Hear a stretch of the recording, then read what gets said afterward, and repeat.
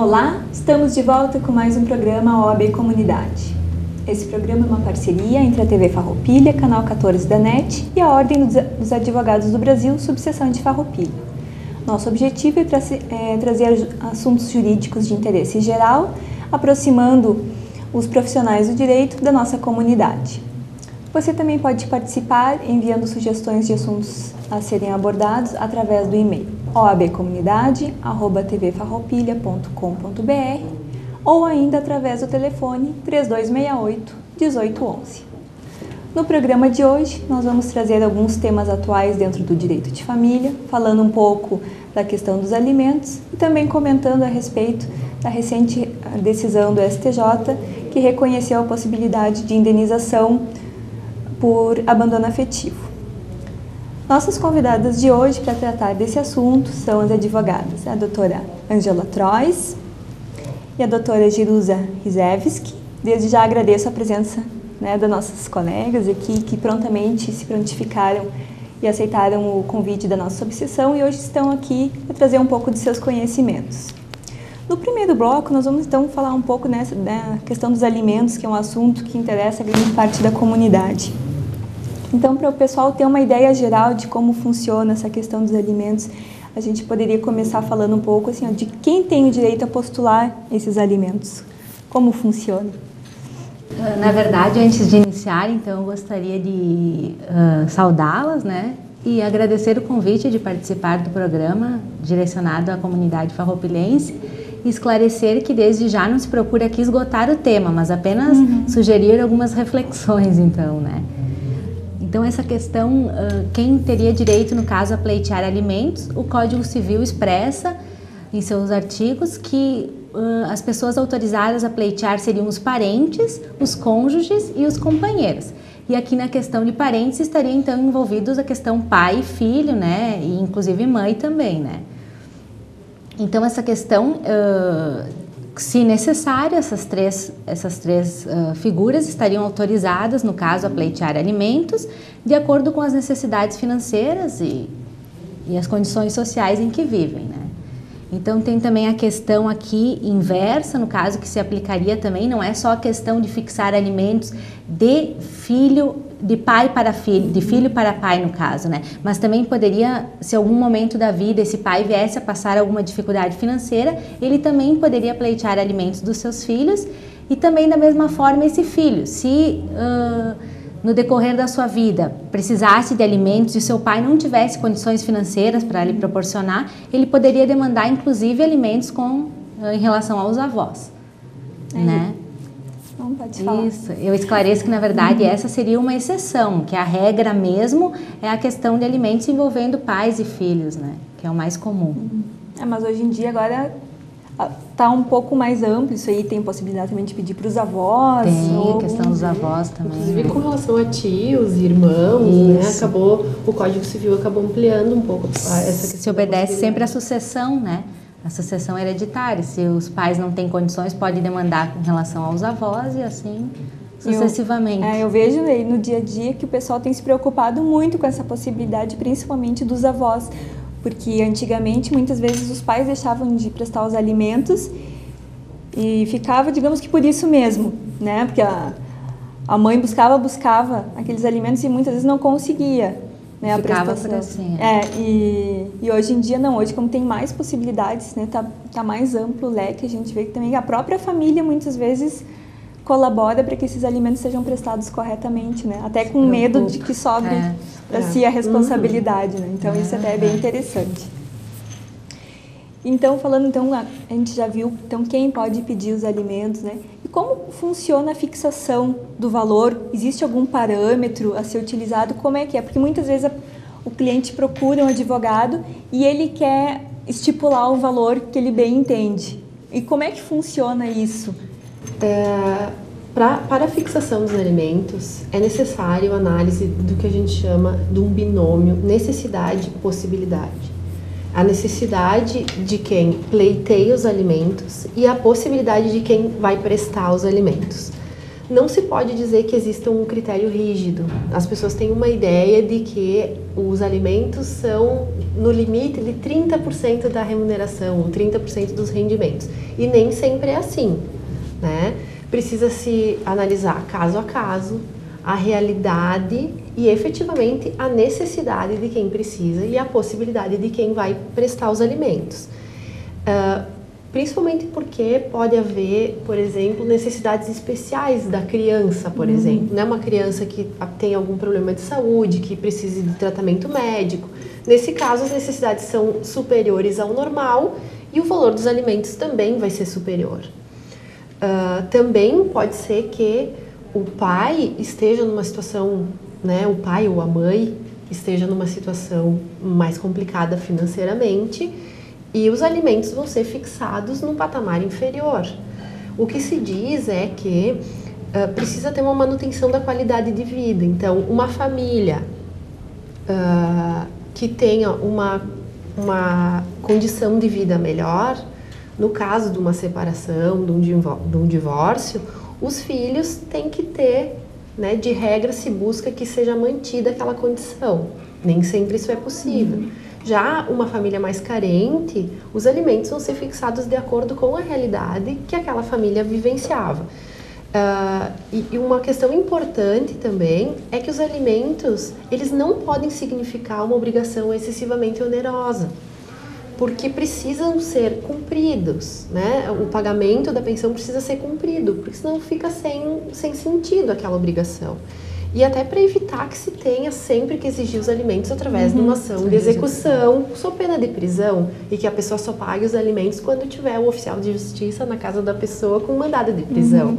Então, a fixação dos alimentos também tem que levar em consideração que essa obrigação precisa ser possível. Né? Então, isso é importante que se tenha em mente, assim, não existe critério rígido, vai depender de caso a caso, efetivamente. Não se pode dizer, existe um parâmetro X, não existe. Não, porque muitas vezes a gente vê, né, no escritório, por exemplo, né, vem alguém, essa ideia do 30% é muito difundida, né? Só que uma coisa, os rendimentos do Ike Batista. 30% dos rendimentos mensais, até eu gostaria de receber, né? Eu vou ver se eu não sou filha dele. Né? Claro. Mas às vezes 30% de quem recebe um salário mínimo, muitas vezes a pessoa não consegue pagar um aluguel, não consegue pagar Depois tem toda a questão se tem outros filhos, né, também. Geralmente tem, que o pessoal também adora ter um filho, fazer várias famílias, ter vários filhos, né? Isso também acontece bastante. Então tem que ver realmente caso a caso, porque a gente vê muito assim, muitas vezes a pessoa conversa com um vizinho, com um parente e trocam ideias, porque às vezes trocam ideias que vê na novela, né? E a gente ideias vê que na verdade se aplicou para aquela pessoa, mas que para ti não vai se aplicar, né? Exatamente. Então, dessa questão da novela, essa semana mesmo, numa novela, tinha uma cena de uma audiência. Essa cena tinha assim, misturava uma audiência trabalhista, civil e crime na mesma. Bom, isso aí para dar uma bagunça no imaginário popular. No senso comum, no senso comum. Daí a pessoa chega lá achando que também a gente vai chegar lá na audiência e que vai gritar e que vai se levantar e vai fazer... Eles fizeram praticamente um júri naquela audiência. E daí às vezes a pessoa assiste a novela e fica com essa ideia na cabeça, né? Que é assim que funciona. Então, acho que também o nosso programa é interessante até para esclarecer mais como é que funciona. Que na realidade não é assim, Não é bem assim, é verdade. Tudo que acontece na novela é ficção. É ficção. Não é realidade. Por mais que possa se aproximar em alguns aspectos, né? Mas geralmente é bem distante, né? Bom, esses tempos eu ainda ouvi alguém falando em disquite. Tudo bem que a pessoa não é obrigada a ter conhecimento jurídico, mas o disquite não existe mais desde 77. Eu acho que já deu tempo, né, da pessoa assimilar. Não é tão recente assim, né? E essa questão dos alimentos também tem muito essa questão, né, do conhecimento assim, popular. As pessoas, né, não têm o conhecimento. Outra questão que a gente vê, então, muito é a questão do encerramento desse dever de alimentos, né? Que muitas vezes a pessoa pensa que, por exemplo, quando o filho fez 18 anos, que automaticamente ele não precisa mais encerrar o pagamento. Gostaria que vocês falassem um pouco sobre isso, como funciona se realmente no dia seguinte que o filho fez 18 anos, se o pai não precisa mais nunca ver a pessoa na vida, ou como é que funciona realmente? Na verdade, essa questão do término do pagamento da pensão, né, não existe um termo final. O que tem acontecido, enfim, são decisões reiteradas no sentido de entender que a idade de 24 anos seria o limite para o pagamento da pensão.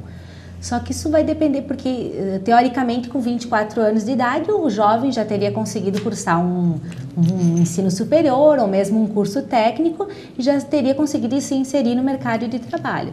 Só que na verdade isso é análise de caso a caso, porque pode o jovem chegar na idade de 24 anos de idade e necessitar de mais estudos, enfim, e aquela obrigação vai continuar. Então, na verdade, não é a maioridade que se fala com 18 anos, né, que cessaria essa obrigação. Então, na verdade, se chegar com 18 anos também da mesma forma e necessitar estudar ou mesmo o auxílio, não tem carteira, não trabalha, não tem carteira assinada, não consegue se sustentar e se manter, a obrigação alimentar continua. Isso é muito importante, né, que a gente ressalte para o pessoal de casa, porque essa ideia, muitas vezes, da maioridade, eu vejo que é bastante difundida, né? A maioria das pessoas pensa, fez 18, não tem mais obrigação nenhuma, como se não tivesse mais vínculo algum. E mesmo porque não pode parar espontaneamente também, né? Precisa de uma determinação judicial nesse sentido. Não pode simplesmente parar de pagar, né? Sim, é isso que a gente também teria que falar um pouco para os nossos telespectadores, como funciona essa exoneração, como é que é ela. Muitas vezes as pessoas pensam que ela é automática e não é. Até para a gente completar a questão do encerramento, né, da obrigação de alimentar, enfim, nós temos a questão não só dos filhos, né? Nós temos uma questão envolvendo os pais e cônjuges também, que podem ser beneficiários de alimentos. Então, com relação aos pais, vai depender muito do motivo que levou à fixação dos alimentos. Pode ser que se tratasse de um pai que tivesse algum problema de saúde, né, temporário, ou uma incapacidade temporária. A partir do momento que cessasse esse problema de saúde, estaria encerrada a obrigação. E também, com relação ao cônjuge e com relação ao pai, então uma mudança na condição financeira, né? Supondo um pai que houvesse necessidade de pleitear alimentos em razão de que estivesse aguardando a concessão do benefício previdenciário, por exemplo. A partir do momento que o benefício previdenciário é concedido, estaria cessada a obrigação dos filhos, né? E o cônjuge se diz que seria a constituição de uma nova união, né? Uma nova união estável, um novo casamento, e também a questão da mudança da condição financeira e mesmo o retorno ao mercado de trabalho, né? Porque hoje a fixação de alimentos entre cônjuges é uma exceção, não é mais a regra, porque as pessoas já são independentes economicamente, pelo menos os casais mais jovens, né? Mas pode acontecer de uma pessoa que tenha se desligado de suas atividades para cuidar dos filhos, da casa e da família, e depois com a separação inicie recebendo um valor de alimentos, mas se retornar ao mercado de trabalho, então voltar às suas atividades, estaria cessada também a obrigação. Se estabelecer financeiramente novamente, né, aí cessaria essa... Mas de qualquer forma, qualquer que seja a situação, é importante que, assim como se tenha a fixação dos alimentos judicialmente, se tenha a exoneração dos alimentos por uma decisão judicial.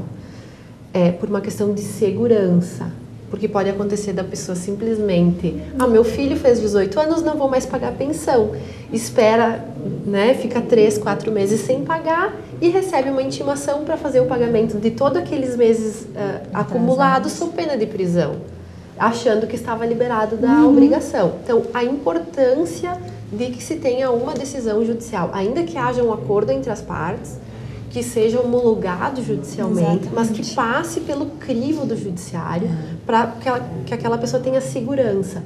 E para a fixação também, porque não há como se exigir alimentos, né, através de uma ação executiva, sem uma decisão judicial que regule, porque às vezes as pessoas pensam assim, o pai da criança já me paga R$200 por mês ou R$300 por mês. Tá, mas não tem uma decisão judicial, não tem uma fixação formal. Então, essa que é a importância da se algum decisão. Dia também quiser, de repente, revisar esses valores que vem recebendo, né? precisa dessa fixação até para a questão, foi fixado meio salário mínimo. Tá, mas agora a situação financeira mudou, não é mais aquela que foi fixado meio salário mínimo, mudou, melhorou, então quem sabe vamos fixar, né? Então tem toda essa questão também, até para a questão de revisar os valores fixados.